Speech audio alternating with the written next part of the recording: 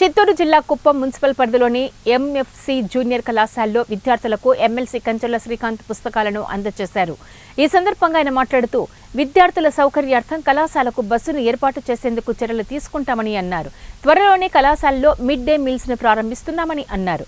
విద్యార్థులందరూ బాగా చదువుకొని ఉన్నత స్థాయికి ఎదగాలని ఆకాంక్షించారు. కార్యక్రమంలో టీడీపీ మున్సిపల్ అధ్యక్షుడు రాజకుమార్, 13వ వార్డు కౌన్సిలర్ హంస సోమశేఖర్ మరియు టీడీపీ ముఖ్య నాయకులు తదితరులు పాల్గొన్నారు.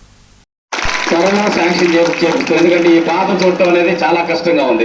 That is the first activity. ఈ కాలేజ్ నుంచి బయటకు వెళ్ళగానే ఫస్ట్ కలెక్టర్ గారితో మాట్లాడి ఇమ్మీడియట్ గా అది ప్రాసెస్ చేపిస్తాం. Number 2, mid day meals program గురించి రిక్వెస్ట్ చేశారు.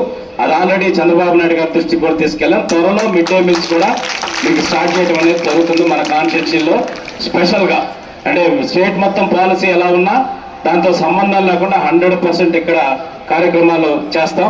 అట్లాగే గర్ల్స్, ఎస్సీ గర్ల్స్ కి హాస్టల్ గురించి రిక్వెస్ట్ అడిగారు. ఆ రిక్వెస్ట్ లెటర్ కూడా గౌరవ